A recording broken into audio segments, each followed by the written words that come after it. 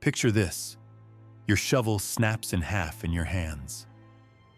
The ground beneath you is baked solid, harder than stone. Before you can even react, the sharp crack of Ottoman musket fire rips through the air, and the man standing shoulder to shoulder with you jerks violently before collapsing. He doesn't scream. He doesn't even have time to. He's just gone. You need cover. Now. But there are no sandbags, no wooden barricades, no trenches deep enough to hide in. There isn't even time to dig. So you do the only thing left. You bend down, grab the dead man by the ankles, and drag him across the dirt. You pull him over another corpse, then another. You stack them, one on top of the next, until you're crouching behind a makeshift wall built entirely from human bodies. They're still warm, still wet. Blood seeps into the mud around your knees, soaking into your clothes as you press yourself flat and pray the next volley goes just a little higher. This isn't a nightmare. This is battlefield engineering at the Battle of Slankamen in 1691. Here, on the banks of the Danube, the Imperial Army didn't just fight for survival. They built their defenses out of death itself. Before we dive deeper into these forgotten stories of desperation and endurance, if you enjoy uncovering the hidden truths of history, consider hitting that like button and subscribing for more long-form stories like this. And let me know in the comments where you're listening from. I still find it incredible that people from all over the world are exploring these ancient moments together, connected across centuries by curiosity. 8 years. That's how long the Great Turkish War had been grinding Eastern Europe into dust. Forget the glory of Vienna in 1683. Forget the triumphant charges and heroic paintings. That was just the opening act. This was the reality. 8 long years of marching through swamps, starving on broken supply lines, and dying in the marshlands of Hungary and Serbia. By August of 1691, the crusade had lost every trace of romance. What remained was a slaughterhouse. The Imperial Army of the Holy Roman Emperor stood on the edge of complete collapse. These weren't fresh-faced recruits filled with patriotic fire. These were survivors, men who marched in boots with no soles, men whose uniforms hung off their bodies in tatters, men who hadn't been paid in months and barely remembered what a full meal felt like. There were roughly 33,000 of them, more ghosts than soldiers, carrying muskets with trembling hands. They were exhausted. They were sick with dysentery. And worst of all, they were alone. Because towering over them from the fortified heights ahead was the full might of the Ottoman war machine. Grand Vizier Koprulu Fazil Mustafa Pasha had brought everything.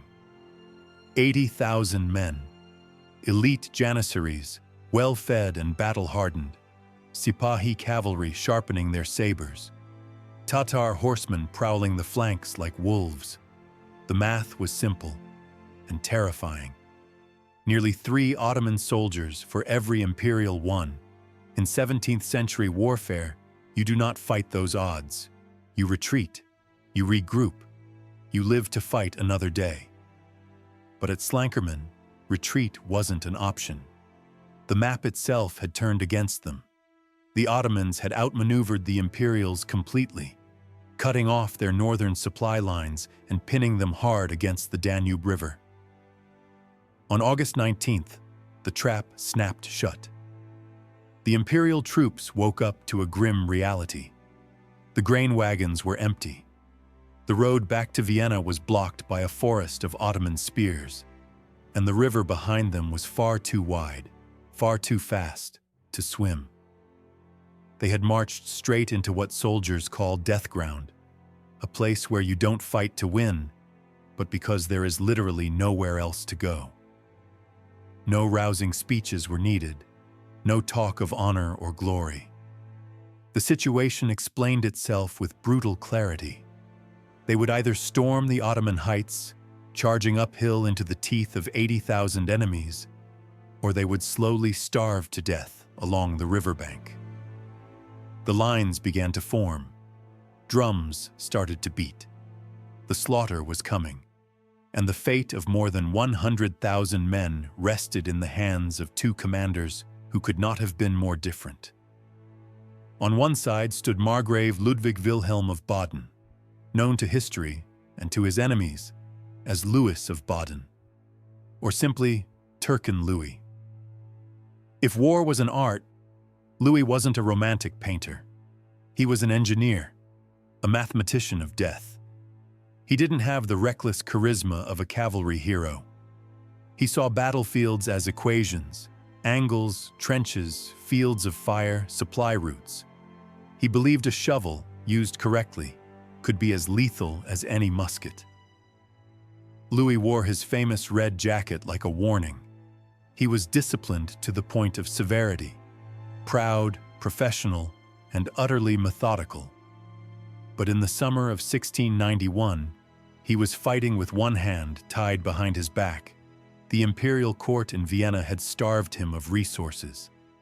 They sent him undertrained soldiers and empty wagons, then expected miracles in return. And somehow, this was exactly where Louis thrived. He knew how to squeeze every ounce of effectiveness from a regiment. He understood that forcing an enemy into the right position mattered more than flashy heroics. He was the fox, cautious, calculating, and lethal when cornered. Facing him was the lion of the Ottoman Empire. Grand Vizier Koprulu Fazil Mustafa Pasha was not just a general. He was the de facto ruler of the Ottoman state itself. He came from a powerful dynasty of Grand Viziers who had purged corruption, reformed institutions, and revived an empire that many believed was already in decline. Mustafa Pasha embodied that revival. He was cultured, efficient, and utterly ruthless. He had repaired the tax system, replenished the treasury, and rebuilt the Ottoman army after years of setbacks. For him, this campaign was deeply personal. He saw the Austrians as trespassers, overextended barbarians pushing into Ottoman lands. He respected Louis's skill, but when he looked at the numbers, the decision seemed obvious. He commanded the finest infantry in the world, the Janissaries, a cavalry arm that could outride and outfight anything Europe could muster. His philosophy was simple: aggression wins wars. Break the enemy's will with decisive force. All summer long, these two minds dueled. Louis wanted to draw the Ottomans into attacking prepared positions. He needed their aggression. Koprulu refused to give it to him. Instead, he strangled the Imperial Army slowly, methodically, using his numbers to cut off fortresses, supply routes, and avenues of escape. This was a clash of doctrines as much as armies. The Austrians relied on rigid lines, disciplined volleys, and coordinated artillery. The Ottomans favored speed, shock, and individual combat skill. Louis looked at maps and saw defensive lines. Koprulu looked at them and saw opportunities for encirclement. By August, Koprulu had won that strategic duel. He maneuvered Louis's army straight into the death ground at Slankerman. From his luxurious tent, surrounded by silk, gold, and attendants, the Grand Vizier believed he had checkmated the fox. He held the high ground. He had the numbers. He had the supplies. All he had to do was wait. What he failed to calculate was desperation. Louis of Baden was not a man who surrendered. If he was going to die, he would die attacking. And long before the first saber was drawn, his army was already dying. In the suffocating heat of August 1691, the greatest enemy of the Holy Roman Empire wasn't the Ottoman Turk. It was biology. The imperial logistics system, fragile even in ideal conditions, collapsed completely under the strain.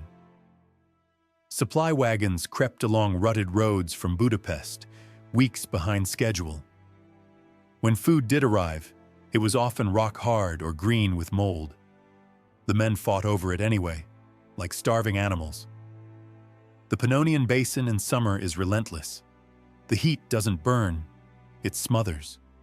Humid air traps sweat against the skin. Mosquitoes swarm in clouds, carrying disease. Dysentery, known then as the Bloody Flux, tore through the Austrian camp. Entire regiments were rendered useless without ever seeing an enemy. Men who had marched proudly from Germany and Bohemia now lay shaking in their own filth, bodies wasting away from dehydration and fever. To fall out of line was a death sentence. Stragglers were claimed by disease, exposure, or Tatar cavalry that prowled the outskirts, picking off the weak like vultures. While Louis watched his army rot from within, the Ottomans played for time. Koprulu refused battle. Every imperial advance was met with a careful withdrawal, just far enough to draw the Austrians deeper into devastation. Fields were burned, villages emptied. Foragers returned with nothing but ash. A scorched earth campaign executed with chilling precision. Louis, master of position, found himself chasing shadows. He marched toward Osijek, blocked, pivoted toward Peterwardein, shadowed again by the Ottoman host moving parallel along the ridges. Then came the decisive stroke.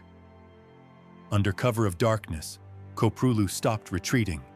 His army swung around the imperial flank with terrifying speed for a force that large. When dawn broke, the Austrians realized the truth. The Ottomans weren't in front of them anymore. They were behind them. In a single night, the Danube campaign transformed from an offensive into a trap. Koprulu had positioned his army between Louis and his supply base at Peterwardein, severing the Imperial Army's lifeline completely. No food, no ammunition, no reinforcements. To the north, a blocked road home. To the east and south, the wide, indifferent Danube. To the west, barren hills offering nothing. Rumors spread through the ranks. Vienna had abandoned them, left them to die. Rations were cut, then cut again. Men boiled the leather from their boots, chewed grass just to quiet the pain. Louis watched their hollow eyes, their shaking hands. He knew the truth. If he waited 2 more days, he wouldn't be commanding an army. He'd be standing over a graveyard. The time for waiting was over. The equation had been reduced to its simplest form: attack and maybe die, or stay and definitely starve. The sun rose on August 19th, and with it came the full horror of the battlefield. Overnight, the Ottomans hadn't just blocked the road, they had reshaped the land itself. Grand Vizier Koprulu had fortified the Mihaljivak Ridge, steep, imposing high ground looming over the Imperial Army. From the valley floor, the Austrians looked up at a horizon of steel. Earthworks crisscrossed the hillside.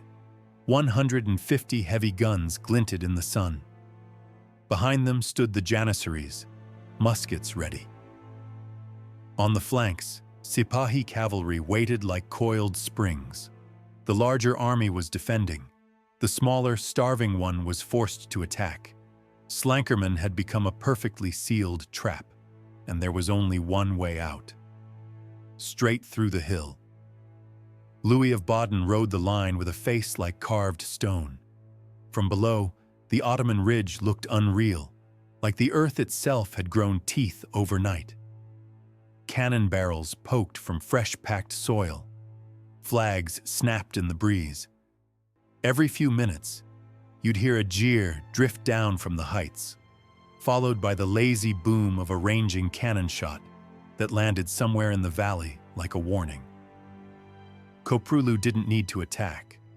That was the beauty and cruelty of his position. He just had to hold. Thirst, disease, and hunger would finish the work, and every man in the imperial ranks knew it. You could feel it in the silence. Not the calm silence of confidence. This was the heavy silence of a room where everyone understands the outcome and nobody wants to say it out loud. They were trapped. The Danube pinned their left flank like a blade. A deep ravine cut off the right, and dead ahead, the ridge rose steep enough that a man would struggle to climb it in peacetime, let alone under the fire of 80,000 enemies. Worst of all, the Ottomans had turned them around. The Austrians were facing south now, with their backs toward the direction of home. It messed with the mind. Every instinct in a soldier's body screams to retreat toward safety. But here, safety lay through the enemy center. There were no walls keeping them in. Only the cold math of annihilation if they tried to run. Louis understood the trap immediately. This wasn't just terrain, it was time. It was starvation as a weapon. It was the slow tightening of a noose. And the noose had reached the point where you either cut it or it snaps your neck. That morning, Louis of Baden called a council of war. It wasn't dramatic. No speeches, no talk of glory, no wine.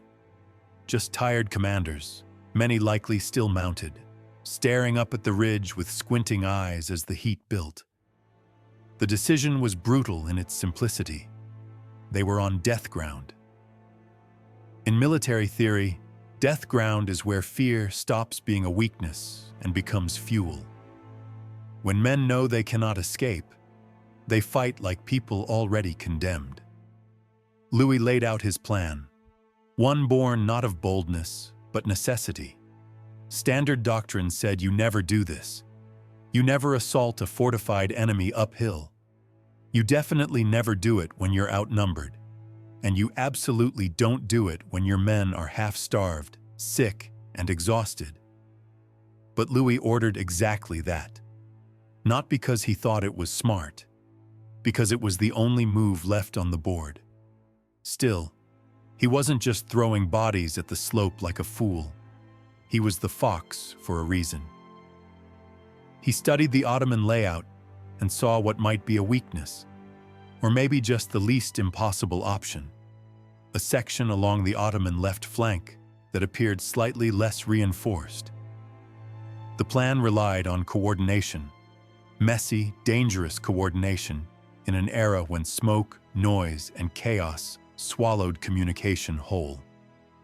The Imperial Center, solid German infantry, Brandenburgers, disciplined line troops, would advance and hold. Their job was to absorb attention, absorb fire, and keep the Ottoman defenders locked in place. Meanwhile, the Imperial left wing under Count Suchez would attempt the impossible. They would scale the steepest part of the ridge and smash into the Ottoman right, an assault designed to look like the main attack. A hammer blow meant to force Koprulu to commit reserves, to pull troops off other sectors, to disrupt the neat geometry of Ottoman defense. It was a diversion that had to feel like destiny. Because if it didn't, the Ottomans would simply crush it and then roll downhill into the rest of the army like an avalanche. The risks were insane. To succeed, Imperial infantry had to cross open ground under artillery, then climb a broken slope on hands and knees, while maintaining enough formation to actually fight when they reached the top. If they broke, the whole army would be shoved into the Danube. If they were slow, the Sipahi cavalry would sweep down and trample them. The orders passed down the line. Sergeants kicked awake men who had collapsed in exhaustion. Priests moved through ranks, offering hurried absolution to men who looked like walking corpses. And something strange happened as the decision became real. The weeks of passive suffering, of waiting, starving, rotting, evaporated. In its place came a cold, hard clarity. They were done being victims. If they were going to die, at least they would die as soldiers. Men checked their flints, bit cartridges, tightened belts, adjusted straps with trembling fingers. Around noon, the drums began. Slow at first, rhythmic, heavy. And then the Imperial Army stepped forward, not in a sprint, not in a glorious charge, a disciplined trudge.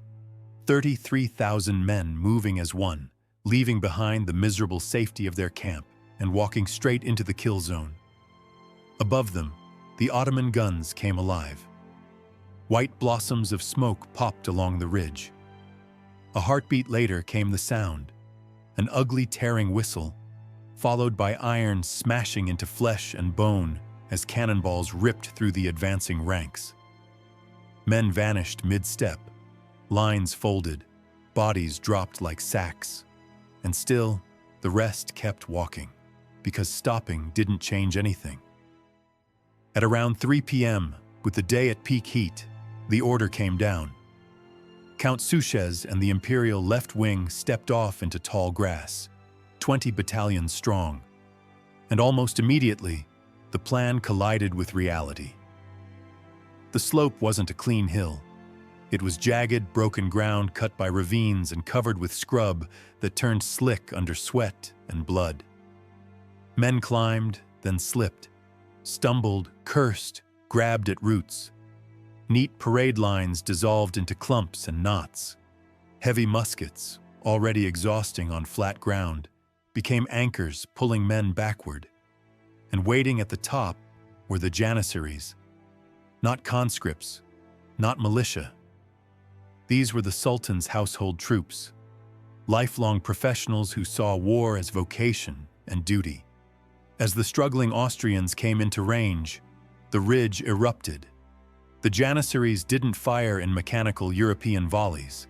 They fired at will, a rolling, continuous thunder, aimed not just at bodies, but at the people holding the army together. Officers, drummers, standard bearers. The effect was surgical and brutal. The Imperial soldiers, winded and disorganized from the climb, walked into a wall of lead. Then came something worse. Grenades. Janissaries hurled ceramic and glass spheres packed with black powder down the slope. The primitive explosives bounced through grass, tumbling into clusters of men before detonating with sharp cracks and sprays of shrapnel. Legs shredded. Torsos ripped open. Men screaming as they tried to crawl away, only to be dragged back into the crush by those behind them. The Imperial advance stalled. Momentum died in the dirt. Count Suchez tried to rally them, waving his sword in smoke, screaming until his voice was raw. They clawed forward a few yards, fired blindly uphill, tried to reform. But for every step they gained, 3 men fell. Smoke settled into the valley like fog. Black powder choked the air. Visibility collapsed. Commanders couldn't see flags. Bugles were swallowed by cannon thunder and screams. Discipline cracked. Units mixed together. Officers lost their companies. Companies lost their officers. The attack wasn't just failing.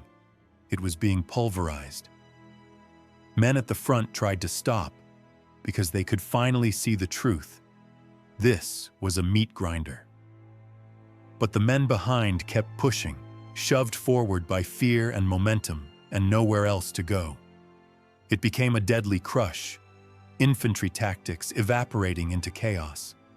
It wasn't a battle anymore. It was a riot with guns. High on the ridge, Grand Vizier Koprulu watched through the smoke. He could read a battlefield like a book, and what he saw made perfect sense. The Imperial left wing was unbalanced, overextended, bleeding, breaking. This was the moment every commander dreams of, not just repelling the enemy, but destroying him completely. Koprulu raised his hand and gave the signal. The killing blow. From the flanks of the Ottoman position, the ground began to tremble. At first it was a distant rumble, Then it grew, building into a thunder that drowned out musket fire. The Sipahi cavalry surged forward. Unlike the heavy European cuirassiers, these riders were fast, agile masters of movement. Thousands of horsemen crested the ridge and poured downhill like a landslide of steel. And now physics became the deadliest weapon on the field. A cavalry charge on flat ground is terrifying. A cavalry charge downhill is almost unstoppable. The Sipahi slammed into the exposed flank of the wavering Imperial infantry like a tidal wave. The collision was horrific. Musketeers, already exhausted from climbing, were crushed under hooves or cut down by curved sabers. Men tried to brace, tried to form, tried to raise bayonets, but the charge hit before they could even breathe. The Imperial left wing didn't just break, it shattered. Panic spread like disease. Men threw down weapons and ran, sliding back down the muddy slope they'd fought so hard to climb. The Sipahi pursued relentlessly, driving them toward the river. The Danube, once just scenery, now looked like a watery grave. In the center, the situation turned critical. If the center collapsed, the entire Imperial Army would be butchered. 33,000 men erased in an afternoon. But in the middle of the chaos, one cluster refused to run. The Brandenburgers. These soldiers, ancestors of the future Prussian war machine, held their ground as units around them dissolved. Alongside Saxon troops, they formed tight defensive masses, bristling with pikes and bayonets. They fired disciplined volleys into the swirling cavalry. The area in front of them became a churned wall of dead horses and men. It was medieval brutality crashing into modern discipline. Sipahi swarmed these islands of resistance, slashing and hacking, but the German squares held. And their stubbornness bought Louis of Baden something priceless: time. Louis saw his army disintegrating. He saw the Sipahi carving through his lines, the left wing collapsing, the Danube waiting like a mouth. And in that moment, he understood something every commander eventually learns the hard way. The plan was dead. Maps were useless. Strategy had been drowned by chaos. This was no longer a battlefield. It was a brawl. And he had one card left: his last reserves, and himself. The Imperial lines were bending, seams tearing open under Ottoman pressure. The clock was ticking toward catastrophe. This was the moment Louis of Baden earned the name Turkin Louis. The cautious mathematician disappeared. He rode to the front of the final cavalry reserves, drew his sword, and, according to legend, threw off his hat so his men could see his face. A signal. He would not ask them to die somewhere he wouldn't go first. Then, with a roar that cut through cannon thunder, he led the countercharge. It wasn't elegant. It wasn't perfect. It was desperation given a horse and a blade. Imperial cavalry crashed into the flank of the Ottoman drive, momentarily checking the momentum. But courage alone doesn't beat 3-to-1 odds. The Austrians needed a miracle. And in the chaotic lottery of black powder warfare, they got one. Up on the ridge, amid smoke and swirling bodies, Grand Vizier Koprulu Fazil Mustafa Pasha urged his men forward. He wasn't a general who stayed safe in the rear. He believed his presence was the talisman of victory. He was the heartbeat of the Ottoman army. And then, in a fraction of a second, that heartbeat stopped. A single musket ball, history never records who fired it, cut through the haze. Some accounts say it struck his forehead, others claim the chest. But the outcome was the same. He fell dead instantly. In a modern army, a general's death is tragic, but the machine keeps running.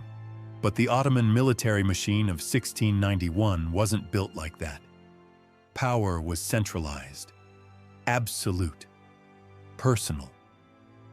The soldiers weren't just fighting for the Sultan.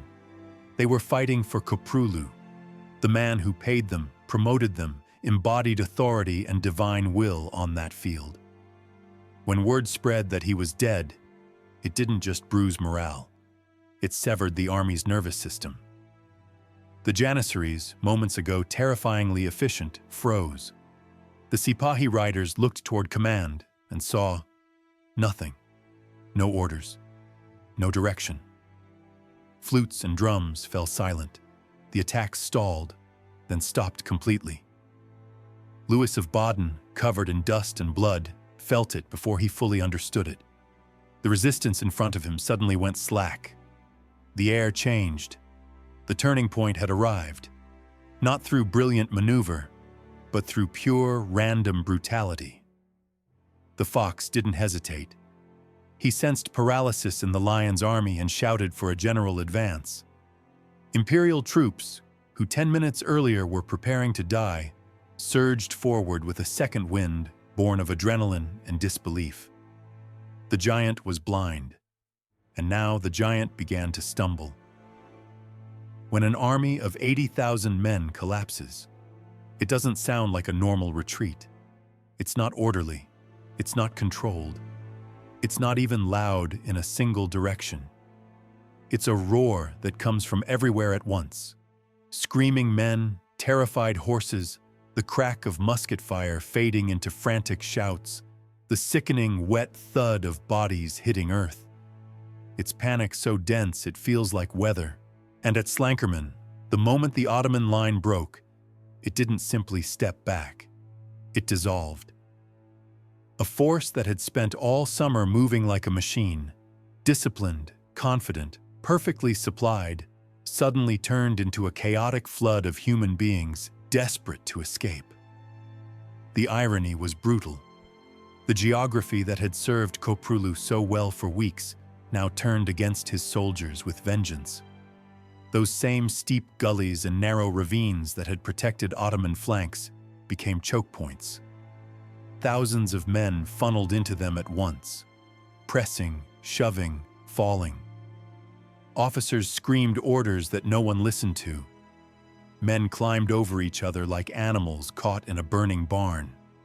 In some places, people didn't even die from enemy weapons. They died because there was no room to breathe. And the Imperials, starving men who had been chewing grass hours earlier, could smell it. They could feel it. The moment an enemy stops fighting and starts fleeing, the battlefield changes into something colder. Now it's not about holding a line. It's about hunting. Imperial cavalry surged forward, sabers rising and falling with mechanical grimness. Riders leaned into the work like lumbermen chopping trees. No emotion, no pause, just rhythm. Contemporary accounts describe scenes so grotesque they almost sound mythic. Ravines filled with bodies so high that Austrian horses could gallop across them as if they were flat ground. Mud turned into slurry from blood and crushed vegetation. The air thick with smoke, sweat, and iron. And then there were the rivers. The Danube and the Sava, swollen with late summer currents, claimed thousands more. Ottoman soldiers, weighed down by armor and weapons, threw themselves into the water in desperation. Some vanished immediately. Others fought the current for a few seconds before disappearing beneath the surface like stones. By sunset, the numbers were catastrophic. Estimates vary, but many accounts place Ottoman losses somewhere between 20,000 and 30,000 dead. An entire slice of the empire's military elite wiped out in a single afternoon. The commander of the Janissaries, multiple senior officers, provincial governors, men who had taken decades to train, lead, and harden, now rotting in Serbian mud. The scale wasn't just bloody. It was strategic. Because an army like that isn't replaced in a season. It isn't replaced in a year. You can recruit peasants. You can levy bodies. But you cannot quickly rebuild institutional experience, especially not after losing a Grand Vizier who functioned as the brain and backbone of the entire campaign. And as the killing slowed, another frenzy began. Loot. The imperial soldiers, half-starved, ragged, sick, stumbled into the Ottoman camp, expecting maybe a few wagons of grain, maybe some barrels of powder. What they found was a city of silk tents and rich canvas, laid out like a moving palace. A world away from the lice-ridden holes and miserable camps the Austrians had been sleeping in. Inside the tents, the starving victors found mountains of food: coffee, sugar, honey, rice, spices, bread that wasn't moldy, meat that wasn't gray. For men who had been boiling boot leather, it must have felt like hallucination. Then they opened the chests: gold ducats, silver thalers, jewelry, jeweled scimitars, velvet robes, fine weapons, piles of coin and luxury goods that looked like treasures from a storybook. There were camels, Arabian horses, whole stores of supplies meant to feed and pay an army that had expected victory, not annihilation. And the legend goes, because the loot was so overwhelming, that for weeks afterward, local markets were wrecked by inflation, because common soldiers were paying for drinks and food with gold coins they barely understood the value of. But the booty wasn't only material, it was symbolic. Among the captured items was the holy banner of the Prophet, an artifact of enormous spiritual and political importance. Losing it was a public humiliation, a blow to Ottoman prestige that echoed far beyond Slankerman. Imagine the contrast. Hours earlier, the Imperial Army had been staring at a fortified ridge, calculating whether death would come by cannonball or starvation. Now those same men sat in the ruins of an Ottoman war camp, eating the Grand Vizier's food, drinking his wine, wrapping themselves in captured silks. They had walked into hell at 3 p.m., and by midnight, they were dining like kings. Louis of Baden, the Fox, had not only survived the impossible trap, he had presided over one of the most profitable, most violent afternoons of the entire Great Turkish War. And yet, history has a strange way of distributing fame. If you visit Vienna today, you'll find statues, museums, and even pastries celebrating 1683, the Siege of Vienna. It's remembered as the moment the Ottoman tide was turned back, the heroic stand, the great salvation of Europe. But if you look at the cold, hard arithmetic of military history, Vienna was a reprieve. Slankerman was a breaking. Vienna stopped the invasion. Slankerman shattered the army capable of launching another one. The destruction of Koprulu's forces was total. The Ottomans didn't just lose men. They lost their best infantry, their most experienced commanders, and their artillery train. It would take years just to rebuild a fraction of that strength. And even then, the confidence, the aura of inevitability, was gone.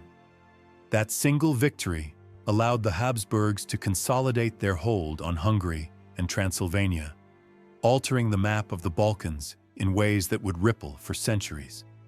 And those ripples led directly to the Treaty of Karlowitz in 1699. For the first time in generations, the Ottoman Empire signed a major treaty as a defeated power, ceding vast territories to the Holy Roman Empire and its allies.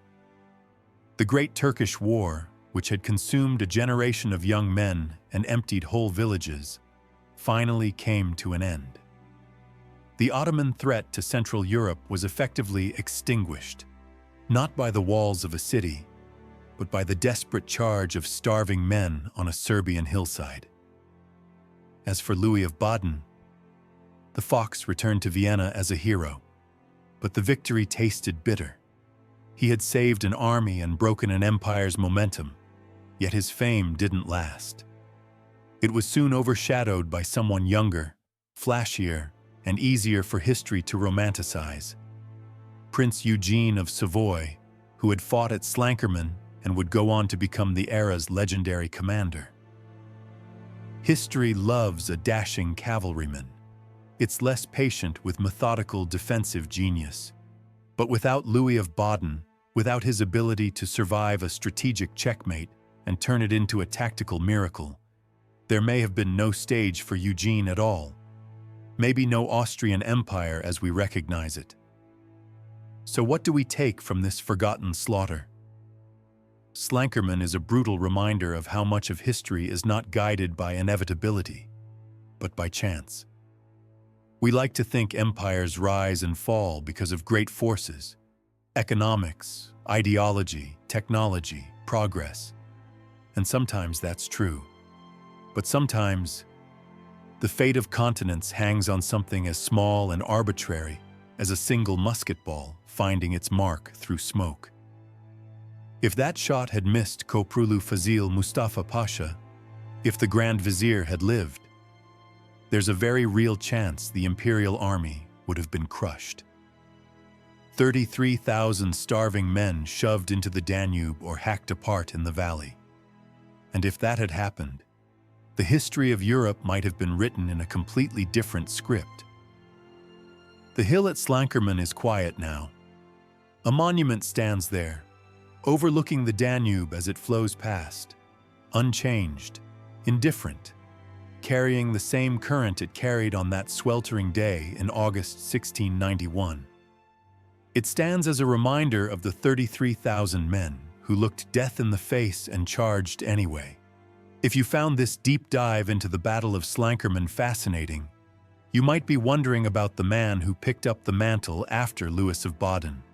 Click on the video on your screen to continue the story with Prince Eugene of Savoy and the Battle of Zenta, where the Ottoman Empire suffered another crushing defeat. And before you go, make sure you're subscribed and hit that bell icon so you don't miss our next journey into the forgotten corners of history. Thank you for watching.